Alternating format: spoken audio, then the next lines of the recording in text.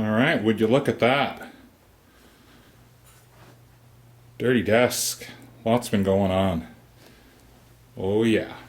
What's over there? Ooh, what's that? We'll show you that later. Come on. Like the kids' toys everywhere? You got kids? I keep this shit everywhere. I clean this stuff up every day. But anyway, let's go see what I want to see. Okay, so I've had this thing sitting here for a week or more. This is a fella that I've done quite a number of guitars for. Nice fella. He likes to play Rolling Stones, Keith Richards type stuff, so he owns a lot of tellies that he's got only 5 strings on. But he also has this little beauty. Ooh, look at that. Isn't that gorgeous? Lovely, isn't it? And it's an Epiphone. An Epiphone Junior. And he was gonna swap the pickups out of it. But as soon as I looked at it in the case, in the old case, I saw a problem. As soon as he opened the case. And I'm staring right at it. Can you see the problem? I bet you can't. I can though. I could see it as soon as he opened the case. Let's have a look, shall we?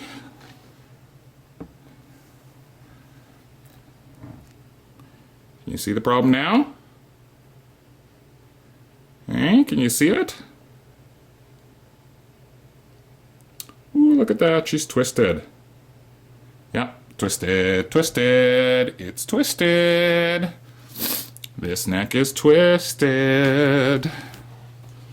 Now, since I want to keep this a really short video, anybody tell me why they think that neck is twisted? Because it is twisted. And even though I might not have been able to show it very well on camera, I have measured it, I've put straight edges all over it, and it is twisted like a mofo. Right there. She dips this way. She dips that way. And you want to know why I think it dips that way? Well, it might have something to do with these 12 or 13 gauge strings putting way more tension on the neck. Might also have something to do with the fact that we no longer have a low E string putting any tension on this side of the neck. And I reckon without too much math or physics involved that we can all arrive at the same conclusion. Really thick gauge strings plus no low E string, I'm almost positive is the reason that this is twisting up here like this. It's going like that. If you look at the neck, it comes up, comes up, comes up, and then dips. Dips right there pretty sharply, actually. And I could see it as soon as I opened the case. And it's taken me quite a while to be able to sight a neck properly, but now that I've learned the trick and I kind of have it, and I've just been experimenting with my own ways of figuring this out, like just visually sighting it. Once you see it, it's like one of those images that are kind of hidden, that you're looking at like this, and then all of a sudden something pops out, right? Like you finally see the hidden message or meaning or picture or whatever the hell. But as soon as you work out how to do that, you're going to be able to look at necks and be able to tell right away whether or not they're straight, whether or not they have enough relief, whether or not they look right. And that's especially important when you're buying a guitar, because you know what? This is a gorgeous looking, immaculate looking guitar. And if I didn't know what I was looking at, I would happily buy this, especially with a nice little trick case like this. Like if it was being sold with this nice gator case, I'd buy this all day long. All day long. You just put another set of strings on it, the right gauge, punt it out the door, and I would buy this if I didn't know what I was looking at. And so, you know, when you're buying a used guitar, be very wary of pretty much only the neck. Like if you know how to fix electronics and do other kind of stuff like that, that's all easy stuff. Fixing electronics and replacing pickups, that's all really easy peasy stuff.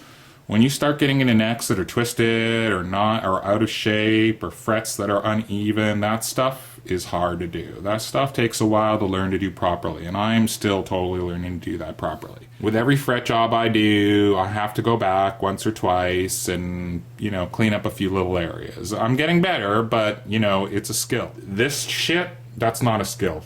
This I could teach a monkey to do. I could teach a monkey to do electronics. Electronics is so simple, it's not even funny. If you can follow an IKEA picture and put together IKEA furniture, you can do electronics on your own guitar. Let me just end by saying a couple things. Beware when you see a gorgeous guitar like this that you check and make sure everything's functioning if you can't fix this stuff yourself or you're not prepared to pay somebody to do it. Also, you thick gauge string guys drive me crazy. Why do you feel like you need to put a set of 12s or 13s on an Epiphone? That's crazy to me.